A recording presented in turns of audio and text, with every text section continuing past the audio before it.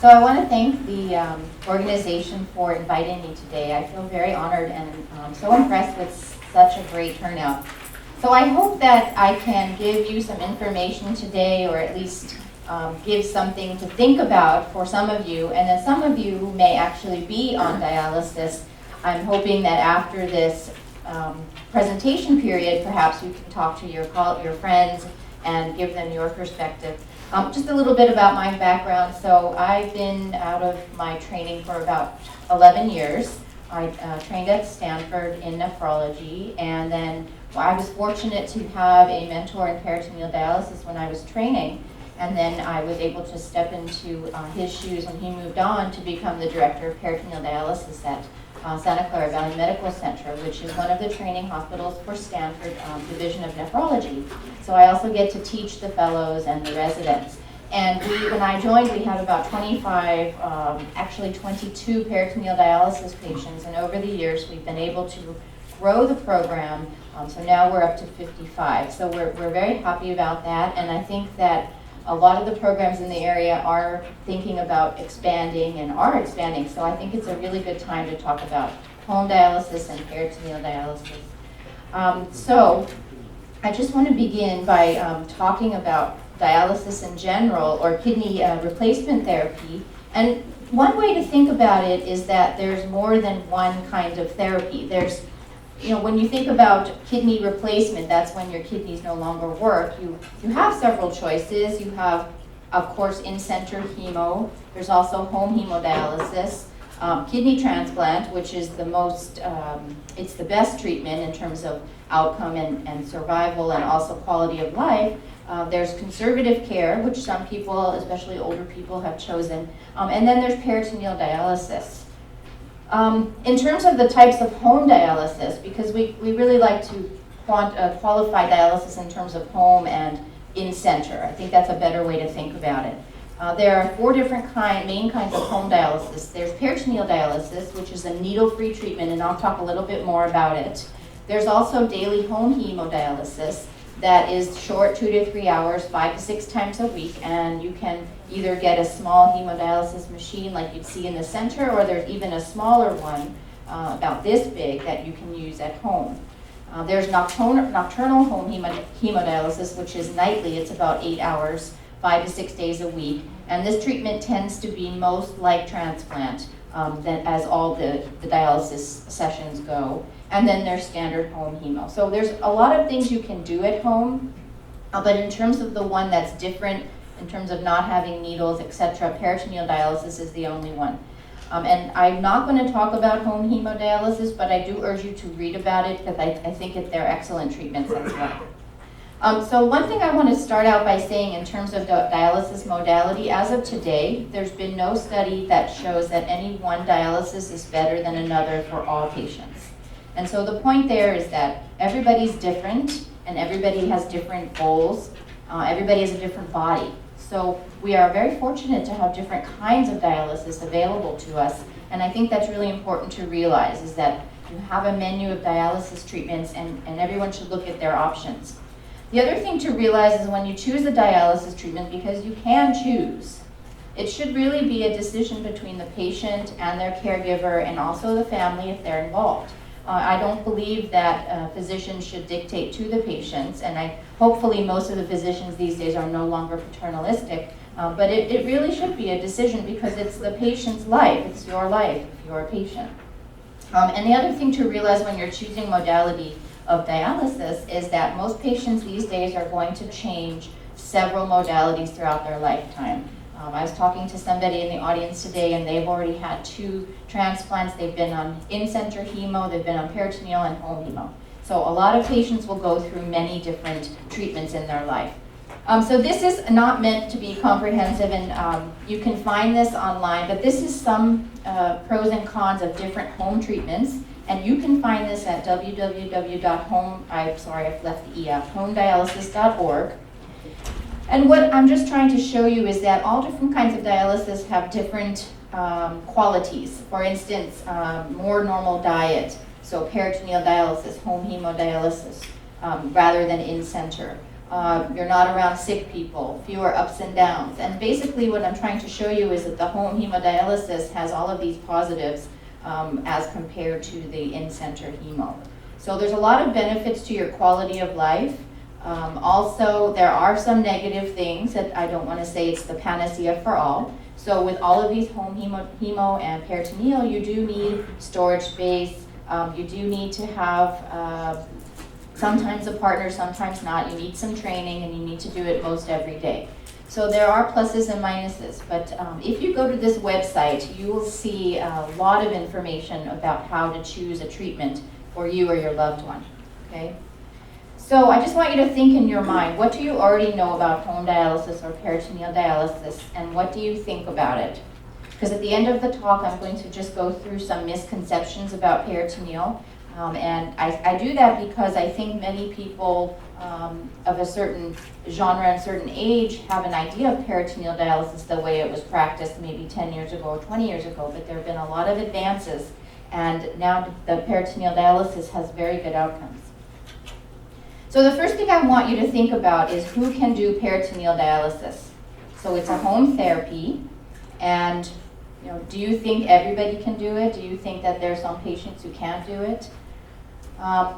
If you actually look in the literature, what you'll find is that many patients have a medical contraindication for transplant, but very, very few patients actually have an absolute contraindication to peritoneal dialysis. Very, very few. And the majority of patients could do either hemo or peritoneal. And I like to say that anybody, I really believe, anybody with a peritoneal cavity and a home who wants to do PD can do PD. I've seen it done in people who you wouldn't even think can do it. We have patients in our unit who are third grade education, can't read. We have patients who have very bad eyesight. So anybody can do it if they want to do it. This is my biggest criteria. I don't want to force it on anybody. But I just want to put that in your head because sometimes there may be some caregivers who might be afraid to offer it to you if you're a patient or your loved one. So you have to be your advocate. The other thing I want to tell you about choice for dialysis is, as we know right now, the outcomes in terms of survival and length of life and quality of life are similar for in-center versus PD, and maybe quality of life might be a little better in peritoneal. And then if you ask nephrologists, they actually believe more patients should be on PD than actually are. So this is a study where 4 different countries were surveyed, USA, 2 studies, 1 study in Canada and 1 in the UK. And basically what this survey did is they asked a group of nephrologists, what % of your total patients on dialysis do you think should be on PD? So out of 100, what %? And the US cohort said about 30%, and in Canada and the UK up to 40%. So let me tell you that in the United States, there's fewer than 10% of patients are on peritoneal right now. So even nephrologists think more people should be doing PD than actually are. They think about 30% of the patients should be doing it. So we have a lot of work to do. And in terms of how many patients do the nephrologists think are medically eligible, they believe that almost 80% of their patients are actually eligible. Okay. This is just a graph I want to show you of different countries and what % of patients are on peritoneal. So this graph up here, this is 60%. This is the % of patients on PD. This is different countries. This is the USA. So we're down here below 10. The only 2 countries that have less PD than us is the major countries are Uruguay and Japan. You can see New Zealand is almost 56%. I didn't even put on here Hong Kong. Hong Kong has greater than 95% of patients on peritoneal because the government decided it's cost effective and it's effective as a dialysis just as much as hemo, and so they mandated that everyone does peritoneal first, and they do hemo if they can't do peritoneal. So it's sort of opposite here. I just think that's interesting. Australia, Netherlands, Sweden, all of these countries are doing at least 25 to 30% peritoneal. So it's a good therapy. The reason why we don't do it so much in this country is very complex. It has to do with education of the patients, education of the physicians. It has to do with reimbursement. It's a very long story. I could tell you another day. But we believe more patients should be doing it. Okay, so outcomes are similar for in-center hemo and peritoneal. But the lifestyles are very different. I don't know if anybody feels comfortable raising their hand, but if anyone is in the room doing peritoneal, I bet they'll tell you that their lifestyle is indeed very different. This is a picture of a running back for a college football team. He did peritoneal. He could travel with this, he could have a normal lifestyle. If you ever heard of Alonzo Mourning, he was a basketball player. He was on peritoneal dialysis. So it's a very normal lifestyle in terms of having more flexibility. And the other thing I want to tell you about PD is that once patients find out about the flexibility or the treatments, more of them want it than actually do it. So this is a study showing a survey given to actually it was an education study, modality selection in the US. So when patients were given proper education, 54% of them wanted peritoneal in this study, 50% of them wanted peritoneal in this study, and 45% wanted peritoneal in this study. And remember, I told you in the US it's less than 10% PD. So, education. So that's one reason why we don't have more patients on it. So that's sort of the background of why I'm doing this talk for you today, just telling you why that peritoneal is important for you to know about as a possible modality for yourself or your family loved one. Also that its outcomes are similar and that choice is very important. So now I'm just going to go a little bit more into why you might want to think about peritoneal or somebody you know may want to think about it. So I talked to you already about how we're doing all different kinds of treatments in our lifetime, patients who are on kidney replacement therapy. They're living longer, they're doing better. Most patients are going to go through several different kinds of therapy. So it's important to know your options. That's one thing.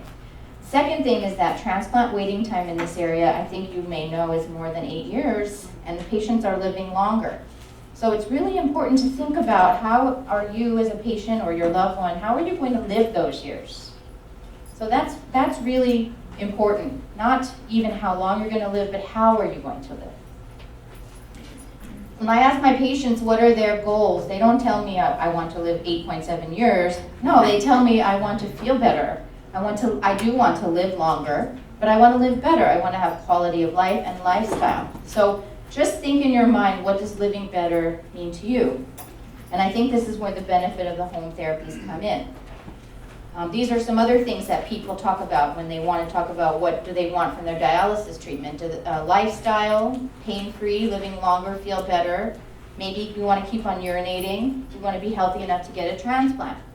So all of these things you can do with your peritoneal. So why else do peritoneal? Well, I already told you once people are educated, they do choose peritoneal more, okay? And more patients would prefer to start PD, this is 50%, than they actually do. But why would they want to do it? So let me go through what it is so that you can understand what I'm talking about for those of you who don't do peritoneal. And then we can go at the end a little bit about more detail. So peritoneal dialysis, how does it work? Peritoneal dialysis is a form of dialysis that uses your own body to clean your blood. And I like to say in a simple way, it's a way for your body to make urine. Peritoneal dialysis uses a tube that's surgically implanted in the peritoneal cavity. So this is the cavity where, for instance, a baby would grow. It's an empty space. It's a lot of space. It can grow. It has a lot of very nice capillaries and blood vessels. So there's a surgical silicone soft tube that's inserted here surgically. It's healed in with two different felt cuffs, so it does not come out. You can't pull it out. And then this catheter ends right here. When it's time to do the dialysis, a patient would connect, it's almost like an IV bag, connect an IV bag set to this catheter and infuse a sterile solution into the peritoneal cavity. That solution is about 2 liters or less. It's about the amount that you'd have in a Coke bottle. When that solution sits there for 4 hours, 5 hours, it draws out all the impurities from your blood. It turns into urine. If you actually when you drain it out, it's yellow. It looks just like urine. And then you can drain out that fluid and put in a new bag. So that's the theory behind dialysis. You are using the capillaries here. You're bathing these capillaries in this solution, which draws out the impurities, and then you drain out the spent fluid and put a new solution in. For those of you who are a little more technical, I'll compare it to hemodialysis. It's very, very similar. In hemodialysis, you have this dialyzer. You may have seen them if you've ever been to a unit. It's this like artificial kidney. That kidney just has a semi-permeable membrane. That means it allows some things through and some things not.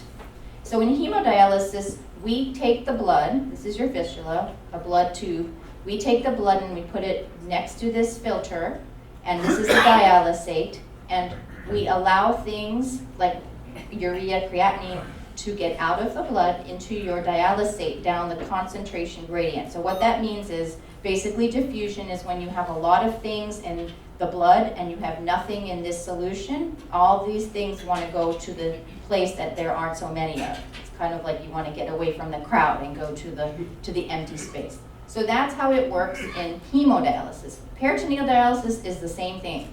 You've got this blood system, which is your capillaries in your cavity.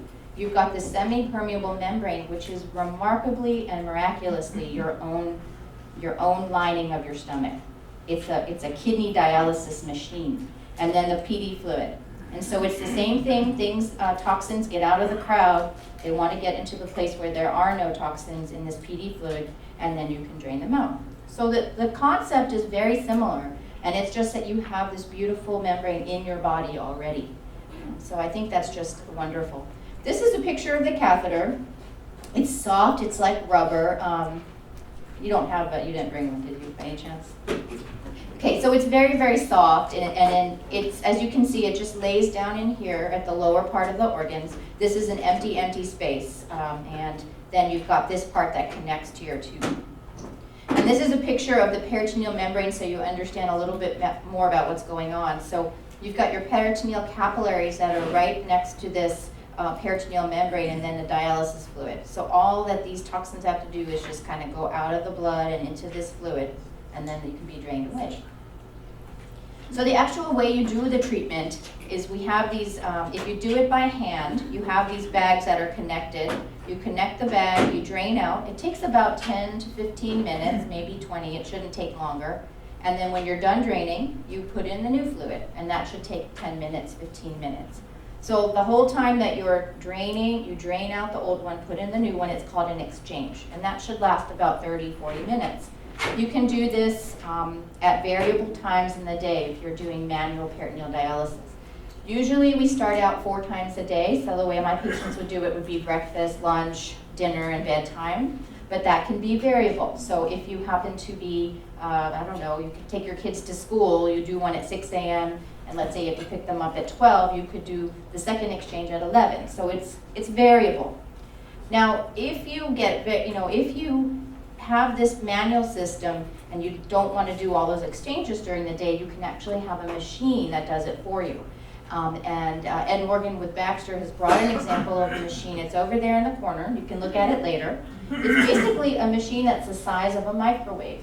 It's not very big. It goes on your bedside table, and you connect this to that machine, a big long tube, to your catheter while you sleep. While you sleep, the solution is pumped in and out at various intervals that are programmed. And so when you wake up in the morning, your dialysis is done, you're full of fluid, you can go about your day. And so that's called a cycler machine, and that's also available, and I have a lot of patients who do that as well. So there's a lot of options even with peritoneal dialysis.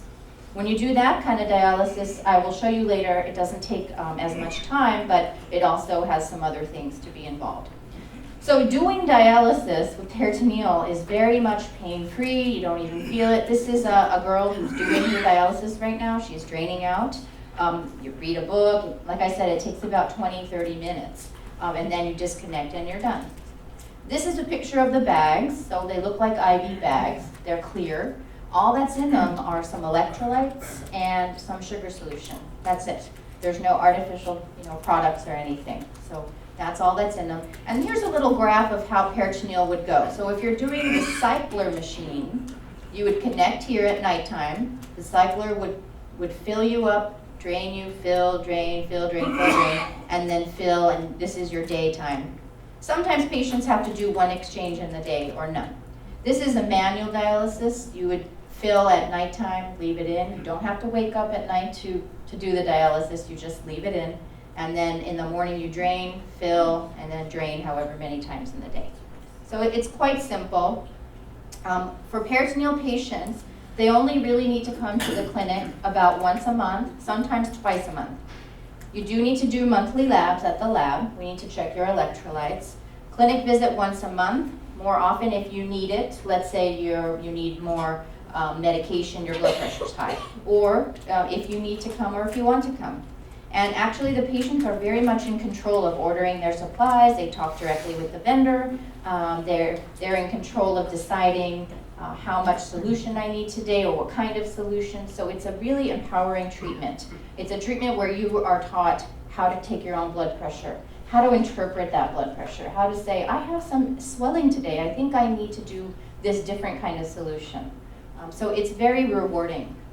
And again, I want to just emphasize the lifestyle part of it. This is a picture of a cycler, and this is a grandmother just having fun with her children, and she's even doing dialysis right now. That's fine as long as she stays in her bedroom.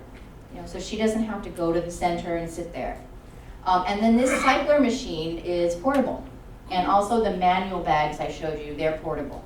So what that means is that if you want to travel, you can put the solution of fluid in your car. You can ship it. I have a patient who just got back from a trip to Hawaii. I have a patient who went last year to Israel, and she just took her bags as cargo on the plane. If you'd like to travel within the United States, sometimes your vendor, the company, will ship the solution wherever you're going. And sometimes you can even just take this machine on the plane with you, overhead storage. So it's so easy to travel with this. That's a beautiful thing. You don't have to set up hemodialysis a month in advance.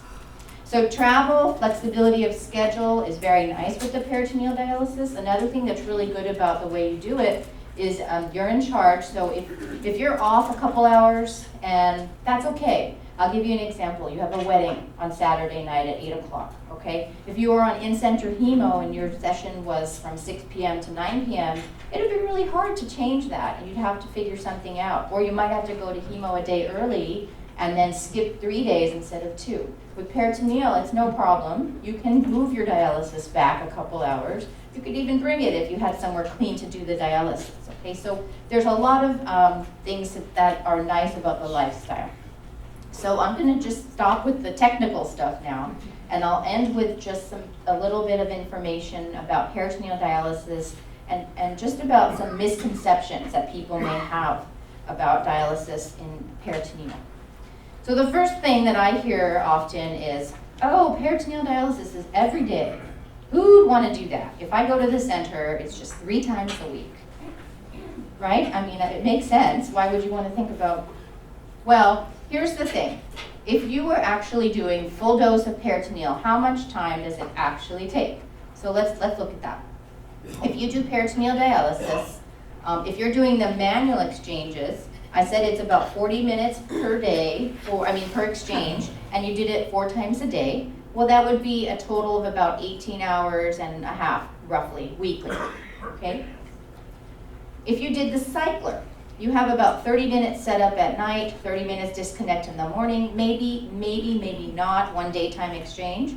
So total would be, that's 90 minutes a day, so about 10 hours and a half a week. If you were to do in-center hemodialysis, you would be on a 4-hour session, more or less, 3 times a week. It's about 12 hours. Okay, there's transportation to the unit, so it's at least 30 minutes, unless you're, it's usually about 30 minutes, plus or minus, one way. In the waiting room, you've got 15 minutes. In the waiting room afterwards, you've got another 15 minutes. That's about 90 minutes per dialysis day. And that's 4.5 hours a week. Now, here's the thing about in-center. If anybody's done it or knows somebody that does it, there's this thing called recovery time. And most patients, after a year or 2 on hemo, have this thing called recovery time. And what that means is when you get home from your in-center treatment, you're kind of wiped out. You have to sleep. You might feel kind of tired. And so what does that do? It makes you kind of not able to do what you want to do for at least 2 to 4 hours. Sometimes patients tell me it's 8 hours. So if you add that up, you've got 28 hours to 48 hours a week just with that in-center hemo and the effects of it. So if you compare that to peritoneal, where it's about 18 hours with the manual, and it's only 10.5 to 12 hours with the cycler, it's really not, it's less time. Okay, so the argument about it being an everyday therapy, I don't think it cuts water because you're actually getting more time to do what you want to do. Okay. Okay, the next thing I hear about peritoneal dialysis is, oh, I don't want to do that. Don't you get infections with that? How many people, I don't know if anybody's heard that peritoneal dialysis has infections. Well, it is true. Okay, so it is true that the Achilles heel of peritoneal dialysis is peritonitis. Peritonitis is an infection of the lining, where the membrane. Okay? The thing I want to tell you is that the infection rate over the past years has decreased remarkably, and it hasn't been promoted, or it hasn't been taught to all the patients and the physicians. So about 30 years ago, the infection rate was once every year. Now, on average, the infection rate is once every 2 years, but in the Bay Area, it's about 1 every 3 to 4 years. So like in our center, it's 1 every 48 months. And most of those infections are outpatient treated, never come in the hospital. It kind of feels like a bad bellyache or a bad urine infection. You take antibiotics and you take them home. You don't have to stay in the hospital. The other thing I just want to show you is the infection rate with the in-center hemo. So this is data from the government. In the red is hemodialysis. In the green is the peritoneal, and this orange-yellow color is transplant. So this first graph is looking at pneumonia. How many admissions for pneumonia? The higher, the more. So hemodialysis admissions for pneumonia was so much more than transplant or peritoneal. Peritoneal and transplant were equivalent. Bacteriemia and septicemia. So that means when there's bacteria in the blood and you get really sick. So here's hemodialysis again, and here's peritoneal dialysis, and here's transplant. And this is cellulitis. So this is skin infection. Again, hemodialysis is way up here. And then finally, this is infection related to the dialysis, meaning graft for hemodialysis or catheter, or your peritoneal peritonitis. And so you can see now, since about 2000, the year 2000, the hemodialysis infections have surpassed peritoneal infections. So there are more infections with hemodialysis than there are with peritoneal. And then this graph is sort of looking at the same thing. This is the causes of hospital admissions. And so this up here is hemodialysis. So the majority of patients on hemodialysis are admitted to the hospital with infection, and that's on the rate of about 30%, okay? And up here, it's even higher. So this is the newer data. So peritoneal dialysis, it's much less than 25%. So I'm basically just trying to show you that the infections are actually not higher, they're lower with peritoneal than with hemodialysis. This is another graph showing you about infections. If people are in peritoneal or don't want to do peritoneal because they're scared of infections, actually hemodialysis catheters have 3 or 4 times as many infections as a peritoneal catheter. So what I'm showing you here is this is the percent infection-free. This is the opposite of the last slide. So the higher you are, the less chance of infection. So up here you've got AV fistula, which has very little chance of infection over month. This is time over the therapy. This is Gore-Tex, which is an artificial graft. So the Gore-Tex and this is the PD catheter in green have the same rate of infection, okay? And then your hemodialysis catheter has a really high rate of infection. So the percent of patients who are infection-free with a hemodialysis catheter in the best center would be 15 months. So you'd be getting an infection 1 every 15 months with a hemo catheter at the best, cleanest, awesomest center. And then the worst case scenario, you'd be getting an infection every 2 to 3 months. Okay, so with peritoneal, that's coming out to, as I told you, 1 every 3 to 4 years, which is the same in this study as the graft or in the arm. Okay, and the question is, why do patients on hemodialysis have bacteremia and cyst catheter? So that catheter is going in the blood and it's not going in the stomach. Okay, and then the other misconception I hear is that, oh, you know, I can't do peritoneal, or a doctor is, oh, he can't do peritoneal, or family might say, oh, you can't do it because of X. So I want to go through some of those things. Here's some perceived barriers to peritoneal dialysis that I don't think are actual barriers. Number 1, some people say very large patients can't do it. Either you're muscular or you're obese. That's not true. There are ways to do dialysis on peritoneal, but you just need to adjust the therapy for that person.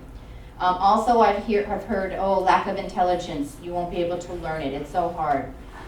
I think I mentioned earlier at our center, we have patients who've never even finished their elementary school. In fact, 50% of our patients at Santa Clara Valley Medical Center have never finished grade school. Some of them are illiterate. We have patients who don't speak a lick of English, yet they still do peritoneal dialysis. And it's not a barrier at all because it's not that hard to learn. The first thing is you need to be able to connect things. So that's a manual dexterity. If you have a cycler, there is an IQ chip or like a little smart card that you can put into that cycler that does the dialysis programming for you. So you don't have to do anything. You just bring it to your center, they program it, you put it in there. And then the last thing is in terms of the writing down your blood pressure and all of that's probably the hardest thing you need to do. So you do not need to be a rocket scientist to do it. The other thing I hear is, oh, I can't do peritoneal dialysis because I have an ostomy, like I've had a colonostomy or something, I have a bag here. So there's ways around that. And then patients who have lost ability to move around, that's not a barrier either.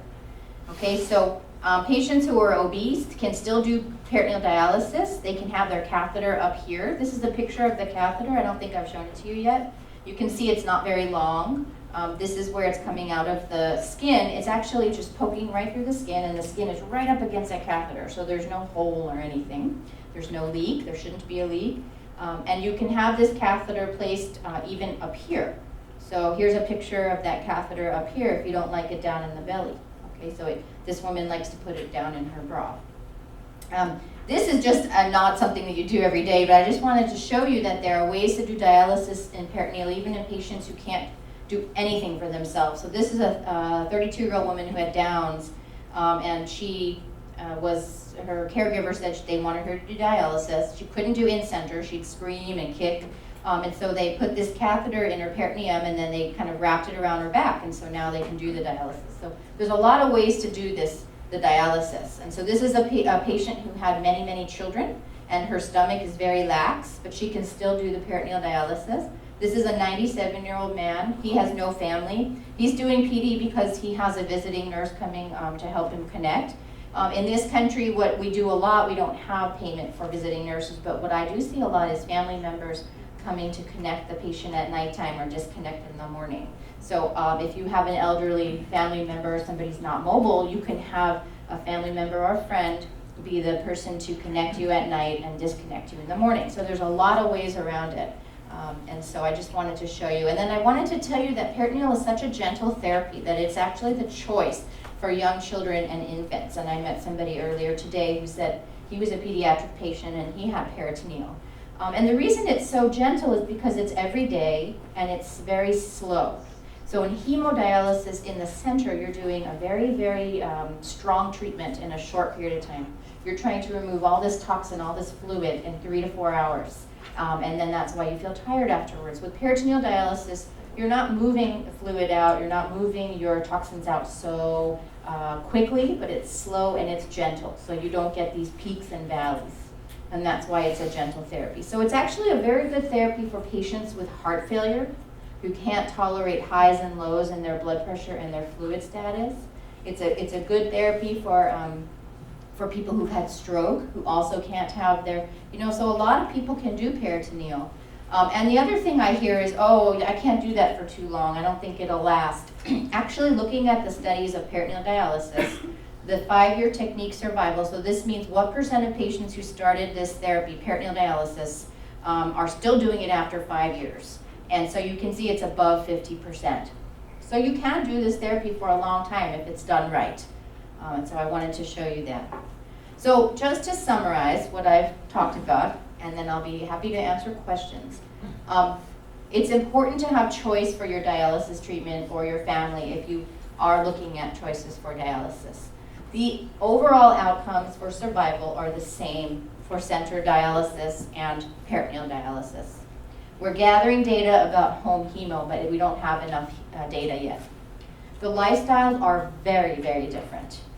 Okay, so that's the key. So it's important that you are empowered to make a choice because this is something that will affect your lifestyle. The second thing I want to summarize is that many patients want peritoneal when they're given education, 50%. So what does this mean? This means demand education from your nephrologist, your care team.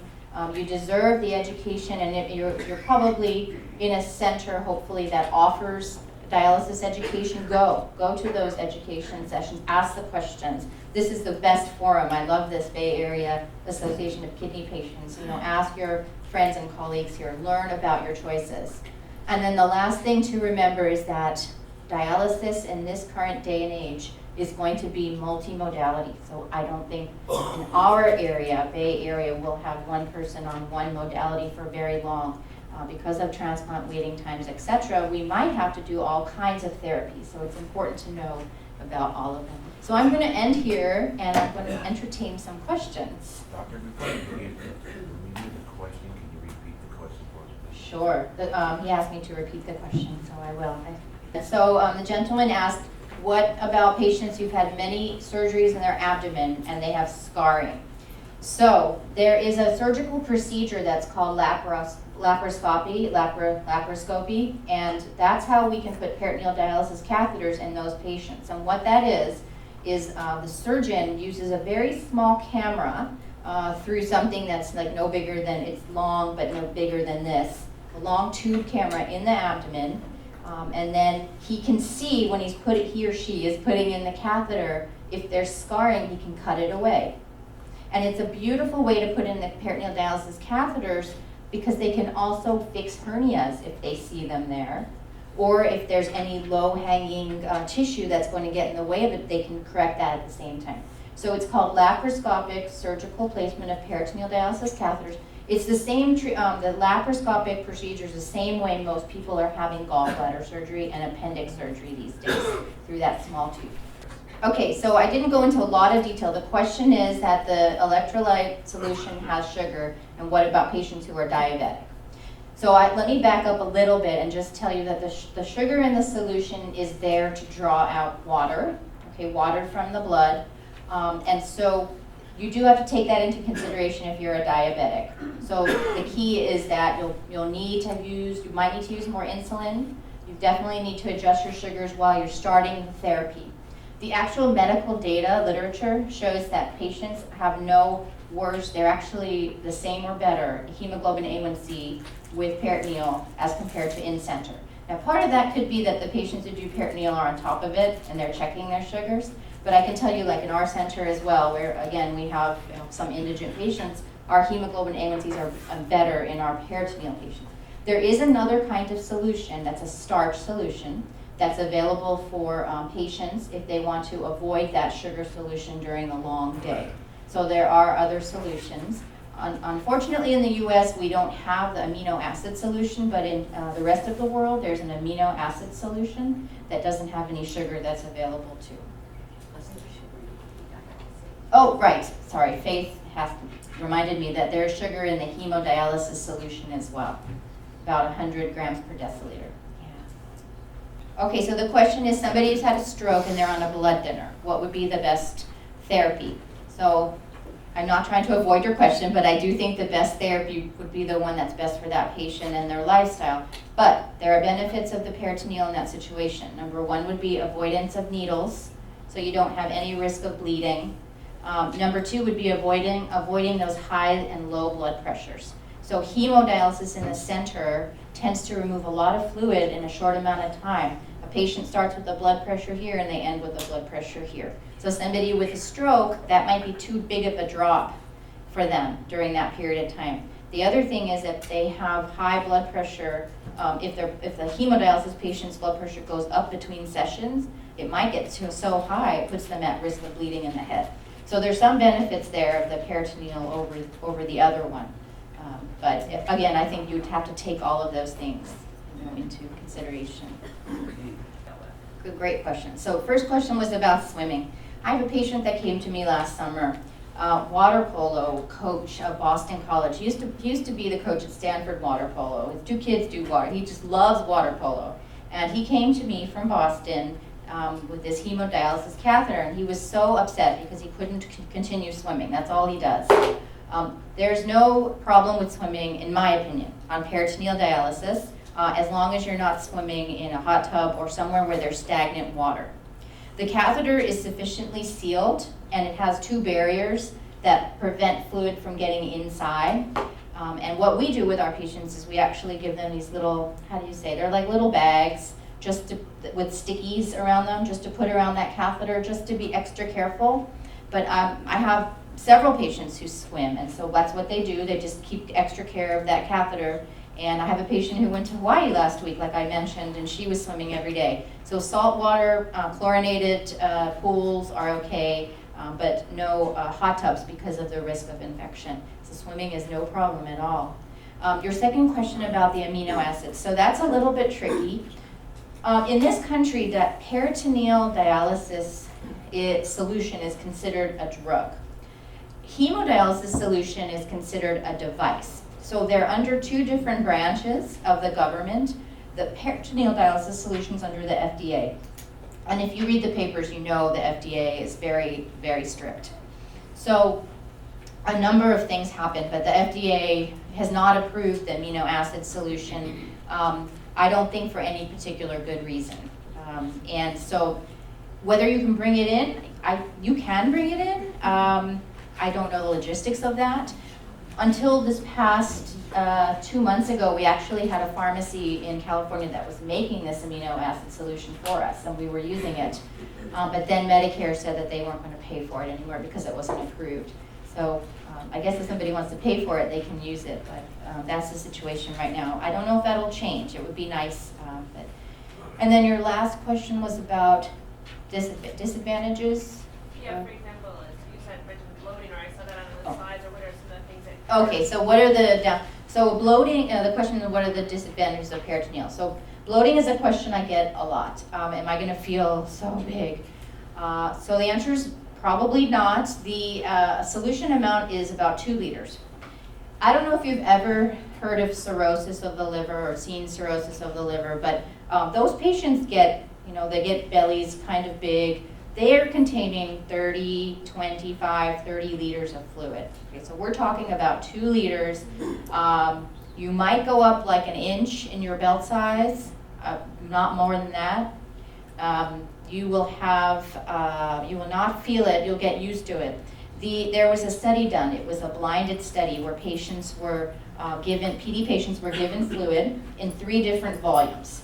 It was 2 liters, 2.5 liters, and 3 liters. And they weren't told how much is going in, and they weren't looking. They couldn't tell the difference between them.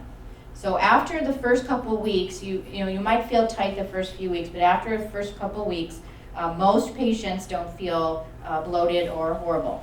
Now, I will like to say one thing about really tiny patients. So patients who are 34 kilos, or let's say they're 80 pounds, 90 pounds, they can't tolerate that full 2 liters. So we use less, we use about 1 liter of fluid, 1.5 liters, and that's fine because they have less muscle mass, okay? And sometimes those patients might need to use less than the normal fluid, and that's fine. Yeah. Okay, here, 1, 2, and 3. Go ahead. Yes, that's a wonderful comment. So the gentleman was mentioning about the boxes and the storage. So the peritoneal dialysis solution, it comes 5 or 6 to a box. We call it a carton, and you have to store them. Usually, I would say a whole month's worth would be like the size of this screen, or maybe a little less. Even just in terms of the height, like maybe that much to that much. So he's saying you get 2-week deliveries. It's not that much. I have most of my patients just put it in a closet or in their garage, as long as it's not a dirty place. And it's actually not, I can tell you that the space is not a constraint at all. Again, one more time, I'm talking to you about my patients from Santa Clara Valley. Some of them live in one room of a house. That's it, they rent 1 room. They can do it. You find a way. It's not, that should never ever be a barrier.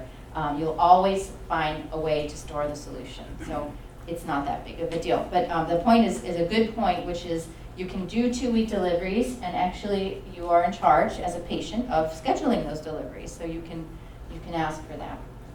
the Mr. Blue shirt, and then you. Right, so there are some people who get a little bit of pain at the end of the drain with the cycler. And so the cycler uses a pump. And so sometimes that suction can be a little bit discomfort. Now what we do for that is, and you might ask, if I don't know if they've already asked about this, is something called tidal peritoneal. So that's when you use a cycler to leave a little bit in the peritoneal cavity all the time, so you prevent the bowel from coming up next to the tube. And we can program that really easily. And then some people do need to do manual, even though they want the cycler because of that. But in my experience, so the percent of patients who get that, unfortunately some do, is less than 10%. But we have ways around that, and sometimes just putting a catheter in, a shorter catheter can help. So we have those options as well. Okay, so the question was insurance coverage. So yes, peritoneal dialysis is covered, everything by Medicare, covered by Medi-Cal. Here's some interesting differences of hemo and peritoneal. If you do home dialysis of any kind, Medicare will kick in from day one. If, let's say, you're not yet Medicare eligible, you're less than 65, Medicare kicks in from day one with home dialysis. Medicare kicks in at day 90 for in-center hemo. So if you're younger than 65 and you're looking for Medicare as your insurance, then peritoneal or home hemo, you get it from day one, but you don't with the in-center. So that's important to know. But yes, Medicare covers it just fully. And in fact, peritoneal dialysis costs overall about $25,000 less a year than in-center hemo. And for many, many, many years, there were some people who were benefiting from hemodialysis, profiting. And that's part of the reason that we don't see so much of it here. Not the full story.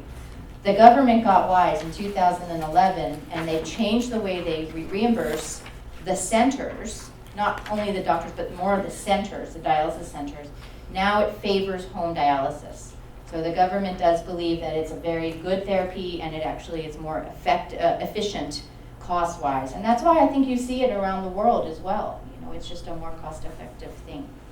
Okay, the first comment was about temperature. So there actually should be no reason that you'd feel cold on peritoneal dialysis.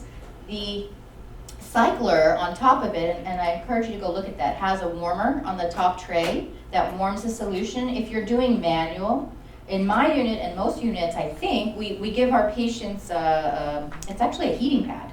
And you're supposed to heat it up to body temperature. So when it goes in, it's much warmer. You may not know, but on hemodialysis, the average temperature of the dialysis solution on hemo is 36 degrees. 36, and your body is 37.5. Okay, so hemodialysis patients are much more likely to feel cold, and they always complain to me actually about being cold, not only because of that, but they can't control the ambient temperature in their unit. So peritoneal dialysis patients, even manual, can do warming of their bags. And your second question was pets. Is there a problem with pets? So we don't, nobody I know says absolutely no pets. What we do like to say is avoid pets in the area you're doing dialysis, and certainly avoid pets when you're doing dialysis. So when you're doing a connection, either to the machine or to your manual bags, the way we do it is for those, it's actually like a 5-minute, not even period when you're just connecting. It's like a 2-minute period. We want nobody going in and out for those 2 minutes, and no windows open, and we don't want any pets in the room in case there's hair that could get in there for those 2 minutes. So for my patients, I say it's okay, you can have pets. I encourage you to keep them out of the room where you keep your dialysis supplies, because I don't want an inadvertent dog biting a tube or something like that. But it's perfectly fine to have pets elsewhere, yeah, in my opinion. We had somebody up here, I think. The question is, what are the parameters or criteria to change from manual to the cycler machine? And it's choice. It's really, I think, for the most part, at 80–90% of the time, it should be a patient lifestyle choice. There are a few cases where only one is going to work for you. Maybe the cycler more often is the one that has to be used medically. But for the majority of the patients, when you start peritoneal dialysis, it's your lifestyle choice. And I have patients you might think, oh, I wouldn't want to do manual, I would just go on the cycler. I do have a few patients who don't want the cycler. I have a lady who has 2 kids in school and she likes to sleep with her kids, and you know, that's fine, they're little kids, and so she'd rather do the manual, and that's perfectly fine. So there are a few patients who've been on PD for a really long time who need to do cycler. But very few patients absolutely have to do manual. And then most of the time we give patients a choice. The one thing I would say is here in the Bay Area, because we have earthquakes, I think it's a good idea to learn to do the manual in case there's a disaster and you have no power. But you can learn that in a week, 2 weeks, 3 weeks. Yeah. Doctor, she will be available after the session for the day to answer any Excellent. questions. I will.